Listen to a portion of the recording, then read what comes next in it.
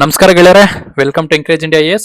So ಈ ಒಂದು ವಿಡಿಯೋಲಿ ನಾವು ಕೆಪಿಎಸ್ಸಿ ಚೇರ್ಮನ್ ಆಗಿರುವ ಶಿವಶಂಕರಪ್ಪ ಸಾಹುಕಾರ ಅವರನ್ನ ಗವರ್ನರ್ ಅವರು ಸಸ್ಪೆಂಡ್ ಮಾಡಿದ್ದಾರೆ. ಅದರ ಬಗ್ಗೆ ಕಂಪ್ಲೀಟ್ ಡೀಟೇಲ್ಸ್ ನೋಡ್ತಾ ಹೋಗೋಣ. ಅದರ ಜೊತೆಗೆ ಒಬ್ಬ ಹೊಸ ಮೆಂಬರ್ ಆಗಿರುವ ಕೆಎಸ್ ಅಧಿಕಾರಿನೇ ಆಗಿರುವ ಒಬ್ಬ ದಕ್ಷ ಡಾಕ್ಟರ್ ಬಿ ಪ್ರಭು ದೇವ್ ಇವರನ್ನ ಕೆಪಿಎಸ್ಸಿ ಹೊಸ ಮೆಂಬರ್ ಆಗಿ ಗೌರ್ಮೆಂಟ್ ಕಡೆಯಿಂದ ಅಪಾಯಿಂಟ್ ಮಾಡಿದ್ದಾರೆ. ಸೊ ಇದ್ರ ಬಗ್ಗೆ ಕಂಪ್ಲೀಟ್ ಡೀಟೇಲ್ಸ್ ನೋಡ್ತಾ ಹೋಗೋಣ. ನೋಡಿ, ಕರ್ನಾಟಕ ಗವರ್ನರ್, ನಮ್ಮ ಕರ್ನಾಟಕ ರಾಜ್ಯದ ಗವರ್ನರ್ ಆಗಿರುವ ಗೆಹ್ಲಾಟ್ ಅವರು had suspended KPSC chairman Shivashankarappa S Sahukar over illegal selection of daughters in government services. So ನಿಮ್ಗೆಲ್ರಿಗೂ ಗೊತ್ತಿರುವ ಹಾಗೆ ಕೆಪಿಎಸ್ಸಿ ಇಂಡಸ್ಟ್ರಿಯಲ್ ಎಕ್ಸ್ಟೆನ್ಷನ್ ಆಫೀಸರ್ ಒಂದು ಎಕ್ಸಾಮಿನೇಷನ್ ಮಾಡ್ತು. ಅದರಲ್ಲಿ ಶಿವಶಂಕರಪ್ಪ ಸಾಹುಕಾರ ರವರ ಇಬ್ಬರು ಹೆಣ್ಣು ಮಕ್ಕಳು ಸೊ ಈ ಒಂದು ಇಂಡಸ್ಟ್ರಿಯಲ್ ಎಕ್ಸ್ಟೆನ್ಷನ್ ಆಫೀಸರ್ ಪೋಸ್ಟ್ಗೆ ಅಪ್ಲೈ ಮಾಡಿದ್ರು. ಒಬ್ರು ಜನರಲ್ ಕ್ಯಾಟಗರಿಯಲ್ಲಿ ಅಪ್ಲೈ ಮಾಡಿದ್ರು, ಇನ್ನೊಬ್ರು ರಿಸರ್ವ್ಡ್ ಕ್ಯಾಟಗರಿಯಲ್ಲಿ ಅಪ್ಲೈ ಮಾಡಿದ್ರು. ರಿಸರ್ವ್ಡ್ ಕ್ಯಾಟಗರಿಯಲ್ಲಿ ನಾನ್ ಕ್ರೀಮಿ ಲೇಯರ್ ಅಂತ ಅಪ್ಲೈ ಮಾಡಿದ್ರು. ನಾನ್ ಕ್ರೀಮಿ ಲೇಯರ್ ಅಲ್ಲಿ ಬರ್ಬೇಕಂತ ಹೇಳಿದ್ರೆ ಇವರ ತಂದೆ ತಾಯಿಯ ಆದಾಯ 8 ಲಕ್ಷಕ್ಕನ್ನ ಕಡಿಮೆ ಆಗಿರ್ಬೇಕು. ಬಟ್ ಶಿವಶಂಕರಪ್ಪ ಸಾಹುಕಾರ ಅವರು ಕೆಪಿಎಸ್ಸಿಯ ಚೇರ್ಮನ್ ಆಗಿರೋದ್ರಿಂದ ಇವರ annual income more than 30 lakhs ಆಗಿರುತ್ತದೆ. ಸೊ ಆದ್ರಿಂದ ಇವ್ರು ಯಾವುದೇ ಕಾರಣಕ್ಕೂ ನಾನ್ ಕ್ರೀಮಿ ಲೇಯರ್ ಅಲ್ಲಿ ಬರೋದಿಲ್ಲ, ಇವ್ರು ಕ್ರೀಮಿ ಲೇಯರ್ ಬರ್ತಾರೆ. When they come under creamy layer ಅವರು ಜನರಲ್ ಅಲ್ಲಿ ಸೀಟ್ ತಗೋಬೇಕಾಗಿರ್ತದೆ. ಬಟ್ ಇವ್ರು ಅಪ್ಲೈ ಮಾಡಿದ್ದಲ್ಲದೆ ಫೈನಲ್ ಸೆಲೆಕ್ಷನ್ ಅಲ್ಲಿ ಸಹ ಇವರ ಒಬ್ಬ ಮಗಳು ಬರ್ತಾಳೆ. ಸೊ ಆದ್ದರಿಂದ ಇದೊಂದು ದೊಡ್ಡ ಒಂದು ಅಲಿಗೇಷನ್ ಆಗುತ್ತೆ. ಯಾಕೆಂದ್ರೆ ಈ ಒಂದು industrial extension officer recruitment process unethical way ಅಲ್ಲಿ ಆಗಿದೆ. ಯಾಕೆ ಅಂತ ಹೇಳಿದ್ರೆ ಇವರ ಮಗಳು ಒಂದು ಕ್ರೀಮಿ ಲೇಯರ್ ಅಲ್ಲಿ ಜನರಲ್ ಕ್ಯಾಟಗರಿಯಲ್ಲಿ ಬಂದ್ರೂ ರಿಸರ್ವ್ಡ್ ಕ್ಯಾಟಗರಿಯಲ್ಲಿ ಸೀಟ್ ಅನ್ನ ಕ್ಲೈಮ್ ಮಾಡಿದ್ದಾರೆ. ಸೊ ಅದ್ರ ಬಗ್ಗೆ ನೋಡ್ತಾ ಹೋಗೋಣ. The governor had recommended to the President that the matter should be referred to the Supreme Court under article 317 clause 1 of the constitution for an enquiry into the allegation.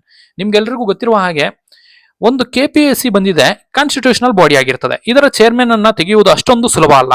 So ಆದ್ರಿಂದ ಈ ಒಂದು ಕೇಸನ್ನ governor president of India, ನಮ್ಮ ದೇಶದ ಪ್ರೆಸಿಡೆಂಟ್ಗೆ ಈ ಒಂದು matter ಅನ್ನ recommend ಮಾಡಿದ್ದಾರೆ. ಏನಂತ ಹೇಳಿದ್ರೆ ಈ ಒಂದು ಮ್ಯಾಟರ್ ಅನ್ನ ಸುಪ್ರೀಂ ಕೋರ್ಟ್ಗೆ ರೆಫರ್ ಮಾಡಿಬಿಟ್ಟು ಇವರ ಇಂಪಿಯಾಚ್ಮೆಂಟ್ ಪ್ರೋಸೆಸ್ ಅನ್ನ ಸ್ಟಾರ್ಟ್ ಮಾಡಿ ಅಂತ. ಸೊ ನೋಡೋಣ. The Karnataka governor Thawar Chand Gehlot suspended Karnataka public service commission chairperson Shivashankarappa Sahukar pending in an inquiry into the alleged misconduct linked to the illegal selection of his daughters through the KPSC process. ಅದೇ ನಾನು ಇವಾಗ ನಿಮ್ಗೆ ಹೇಳಿದ್ನಲ್ಲ, ಅದಕ್ಕೆ ತಕ್ಕಂತೆ ಇವರ ಮಂತ್ಲಿ ಇನ್ಕಮ್ 2.25 ಲಕ್ಷ ಇರುವುದರಿಂದ ಮಂತ್ಲಿ ಇನ್ಕಮ್ ನೋಡ್ತಾ ಹೋದ್ರೆ 24-25 ಲಕ್ಷವರೆಗೂ ಹೋಗ್ತದೆ. ಸೊ ಇವರು ಯಾವ ರೀತಿಯಲ್ಲಿ ನಾನ್ ಕ್ರಿಮಿ ಲೇಯರ್ ಬರ್ತಾರೆ ಅನ್ನೋದು. So already KPSC chairman person ಇವತ್ತಿನಿಂದ ಸಸ್ಪೆಂಡ್ ಆಗಿದ್ದಾರೆ. ಇದರ ಲೆಟರ್ನ ನಾವು ಕಂಪ್ಲೀಟ್ ಗವರ್ನರ್ ಲೆಟರ್ನ ಒಂದು ಪ್ರೆಸ್ ನೋಟ್ ಅನ್ನ ನಮ್ಮ ಟೆಲಿಗ್ರಾಮ್ ಚಾನಲ್ ಹಾಕಿದೀವಿ. ಆ ಟೆಲಿಗ್ರಾಮ್ ಚಾನಲ್ ಲಿಂಕ್ ಡಿಸ್ಕ್ರಿಪ್ಷನ್ ಅಲ್ಲಿ ಹಾಕಿರ್ತೀನಿ. ಅಲ್ಲಿಗೆ ಹೋಗ್ಬಿಟ್ಟು ನೀವು ಅಫಿಷಿಯಲ್ ಲೆಟರ್ ಅನ್ನೇ ಓದಬಹುದು. ಅದರ ಒಂದು ಇಂಗ್ಲಿಷ್ ಅನುವಾದನೂ ಹಾಕಿದೀವಿ. ಅದರ ಜೊತೆಗೆ ಇನ್ನೊಂದು ಡೆವಲಪ್ಮೆಂಟ್ ಏನಂತ ಹೇಳಿದ್ರೆ ಕೆಪಿಎಸ್ಸಿಗೆ ಒಂದು ಹೊಸ ಮೆಂಬರ್ ಆಗಿ ಒಬ್ಬ ಕೆಎಸ್ ದಕ್ಷ ಅಧಿಕಾರಿ ಆಗಿರುವ ಡಾಕ್ಟರ್ ಬಿ ಪ್ರಭುದೇವ ಸರ್ ಅನ್ನ ಅಪಾಯಿಂಟ್ ಮಾಡಿದ್ದಾರೆ. So it is A very good development. ಇದನ್ನ ನೋಡ್ತಿದ್ರೆ ನಮ್ಮ ಕೆಪಿಎಸ್ಸಿ ಒಂದು ಸ್ವಲ್ಪ ಕ್ಲೀನ್ ಆಗ್ತಿದೆ ಅಂತ ನಾವು ನೋಡಬಹುದು. ಓಕೆನಾ? ಮತ್ತೆ ಇದರ ಎಫೆಕ್ಟ್ಸ್ ಏನಾದರೂ ಕೆಎಸ್, ಎಸಿ ಸ್ಯಾಡ್ ಹಾಗೂ ಇನ್ನಿತರ ಕೆಎಸ್ ರಿಸಲ್ಟ್ಸ್ ಮೇಲೆ ಕೆಪಿಎಸ್ಸಿ ರೆಕ್ರೂಟ್ಮೆಂಟ್ ಪ್ರೊಸೆಸ್ ಮೇಲೆ ಬೀಳುತ್ತಾ ಅಂತ ಹೇಳಿದ್ರೆ ಖಂಡಿತ ಇಲ್ಲ. ಯಾಕೆ ಅಂತ ಹೇಳಿದ್ರೆ ಚೇರ್ಮನ್ ನಲ್ಲಿ ಇಲ್ಲಿಂದ ಹೋಗ್ತಿದ್ದಾರೆ, ಈ ಒಂದು KPSC Karnataka public service commission ಅನ್ನ ಜೊತೆಗೆ ತಗೊಂಡು ಹೋಗ್ತಿಲ್ಲ.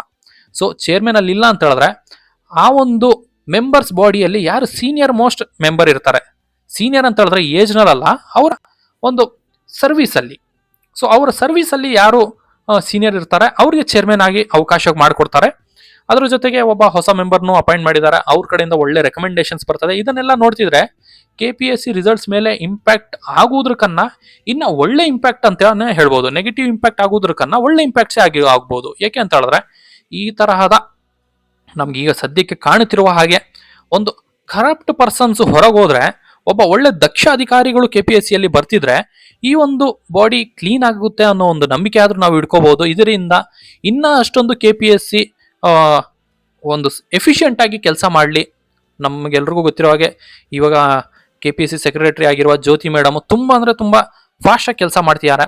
ಸೊ ಅವರಿಗೆ ಇನ್ನು ಉಳಿದಿರುವ KPSC ಮೆಂಬರ್ಸ್ ಎಲ್ಲರೂ ಕೈ ಜೋಡಿಸಿ ಇನ್ನೂ ಸ್ವಲ್ಪ ಫಾಸ್ಟ್ ಪ್ರೋಸೆಸ್ ಆಗಿರ್ಬೋದು, ಬೇಗ ರಿಸಲ್ಟ್ಸ್ ಬಿಡೋದಾಗಿರ್ಬೋದು, ಟ್ರಾನ್ಸ್ಪರೆನ್ಸಿ ಆಗಿರ್ಬೋದು, ಇದನ್ನೆಲ್ಲ ಇನ್ಕ್ರೀಸ್ ಮಾಡಲಿ ಅಂತ ಹೇಳ್ತಾ, ಮತ್ತೆ ಇನ್ನೊಂದು ಇಲ್ಲಿ ನೋಡಿ, ನಮ್ಮ ಟೆಲಿಗ್ರಾಮ್ ಚಾನಲ್ ಪ್ರತಿಯೊಂದು ಇನ್ಫಾರ್ಮೇಶನ್ನು ಆದಷ್ಟು ಬೇಗ ನಾವು ಹಾಕೋದಕ್ಕೆ ಟ್ರೈ ಮಾಡ್ತೀವಿ. ಈ ಒಂದು ಇನ್ಫಾರ್ಮೇಶನ್ ಶಿವಶಂಕರಪ್ಪ ಸಾಹುಕಾರು ಎಕ್ಸ್ ಚೇರ್ಪರ್ಸನ್, ಇವಾಗ ಚೇರ್ಮನ್ ಅಲ್ಲ ಇವರು, ಎಕ್ಸ್ ಚೇರ್ಪರ್ಸನ್, ಇವ್ರನ್ನ ರಿಮೂವ್ ಮಾಡಿರುವ ಮಾಹಿತಿನೇ ಆಗಿರ್ಲಿ, ಹೊಸ ಮೆಂಬರ್ ಆಗಿರುವ ಡಾಕ್ಟರ್ ಬಿ ಪ್ರಭುದೇವ ಸರ್ ಆಗಿರಬಹುದು, ಇವ್ರನ್ನ ಹೊಸ ಮೆಂಬರ್ ಆಗಿ ಅಪಾಯಿಂಟ್ ಮಾಡಿರುವುದೇ ಆಗಿರ್ಲಿ, ಮತ್ತೆ ಗವರ್ನರ್ ಲೆಟರ್ ಒಂದು ಪ್ರೆಸ್ ನೋಟ್ ಇದರ ಬಗ್ಗೆ ಒಂದು ಮಾಹಿತಿನೇ ಆಗಿರ್ಲಿ, ಪ್ರತಿಯೊಂದು ಆದಷ್ಟು ಬೇಗ ನಮ್ಮ ಟೆಲಿಗ್ರಾಮ್ ಚಾನಲ್ ಆಗ್ತಾ ಹೋಗ್ತೀವಿ. ಸೊ ಇದರ ಜೊತೆಗೆ ನಿಮ್ಮ KS ಆಗಿರ್ಬೋದು, AC ಸ್ಯಾಡ್ ಆಗಿರ್ಬೋದು, ಮತ್ತೆ ACF ಆಗಿರ್ಬೋದು, KPSC related, KEA related, VAO, ಮತ್ತೆ ನಿಮ್ಮ ಲ್ಯಾಂಡ್ ಸರ್ವೇರ್, ಈ ಒಂದು ಎಕ್ಸಾಮಿನೇಷನ್ ನ ಪ್ರೊಸೆಸ್ನ ಪ್ರತಿಯೊಂದು ಮಾಹಿತಿ ಸಹ ಹಾಕ್ತಾ ಇರ್ತೀವಿ. ನಿಮಗೆ ಒಳ್ಳೆ ನಾವು ಕಂಟೆಂಟ್ ಅನ್ನು ಸಹ ಹಾಕ್ತಿರ್ತೀವಿ. ಇದೆಲ್ಲ ನಿಮ್ಮ ಎಕ್ಸಾಮಿನೇಷನ್ ಹೆಲ್ಪ್ ಆಗುತ್ತೆ. ಸೊ ದಯವಿಟ್ಟು ನಮ್ಮ ಈ ಒಂದು ಟೆಲಿಗ್ರಾಮ್ ಚಾನಲ್ಗೆ ಜಾಯಿನ್ ಮಾಡಿ. ಇದರ ಡಿಸ್ಕ್ರಿಪ್ಷನ್ ಲಿಂಕ್ ಸಹ ಡಿಸ್ಕ್ರಿಪ್ಷನ್ ಅಲ್ಲಿ ಹಾಕಿರ್ತೀನಿ. ಅದರ ಜೊತೆಗೆ ನೋಡಿ, ಈ ಒಂದು ಲೆಟರ್ನ ಒಂದು ಇಂಗ್ಲಿಷ್ ಅನುವಾದ ಸುಮಾರು ಜನ KS ಇಂಟರ್ವ್ಯೂ ಕೊಟ್ಟಿರುವ ಆಸ್ಪಿರೆಂಟ್ಸು ಕಾಲ್ ಮಾಡಿ, ಸರ್ ಈ ಒಂದು ಲೆಟರ್ ನಮ್ಗೆ ಅರ್ಥ ಆಗ್ತಿಲ್ಲ, ಅವ್ನು ಸ್ವಲ್ಪ ಎಕ್ಸ್ಪ್ಲೇನ್ ಮಾಡಿ ಅಂತ ಹೇಳ್ತಿದ್ರು. ಅವ್ರಿಗೂ ಎಕ್ಸ್ಪ್ಲೇನ್ ಮಾಡಿದ್ದೀನಿ. ಅದ್ರ ಜೊತೆಗೆ ಒಂದು ಇಂಗ್ಲಿಷ್ ಅನುವಾದ ಸಹ ಇದ್ರಲ್ಲಿ ಹಾಕಿದ್ದೀನಿ. ನೀವು ಹೋಗ್ಬಿಟ್ಟು ಕ್ಲೀನ್ ಆಗಿ ಓದ್ಬೋದು, ನಿಮ್ಗೆ ಅರ್ಥ ಆಗುವ ತರ ನಾನು ಇದನ್ನ ಟ್ರಾನ್ಸ್ಲೇಟ್ ಮಾಡ್ಬಿಟ್ಟು ಹಾಕಿದ್ದೀನಿ. ಸೊ ಇಷ್ಟೊಂದು ಹೇಳ್ತಾ ಈ ಒಂದು ವಿಡಿಯೋನ ಮುಗಿಸ್ತಿದ್ದೀನಿ. Thank you. ಇನ್ನೊಂದು ಕೊನೆಗೆ ಹೇಳುವುದೇನಂತಂದ್ರೆ, ಈ ಒಂದು ಡೆವಲಪ್ಮೆಂಟ್ಸ್ ಯಾವುದೇ ತರಹ ನಿಮ್ಮ KS ಆಗಿರ್ಬೋದು, AC ಸ್ಯಾಡ್ ಮೇಲೆ ಇಂಪ್ಯಾಕ್ಟ್ ಆಗೋದಿಲ್ಲ. ಇನ್ನ ಒಂದು ಪಾಸಿಟಿವ್ ಇಂಪ್ಯಾಕ್ಟೇ ಆಗಬಹುದೇ ಹೊರತು ನೆಗೆಟಿವ್ ಇಂಪ್ಯಾಕ್ಟ್ ಅಂತೂ ಆಗೋದಿಲ್ಲ. ಇದನ್ನ ನೆನಪಲ್ಲಿ ಇಟ್ಕೊಳ್ಳಿ. Thank you one and all. Thank you.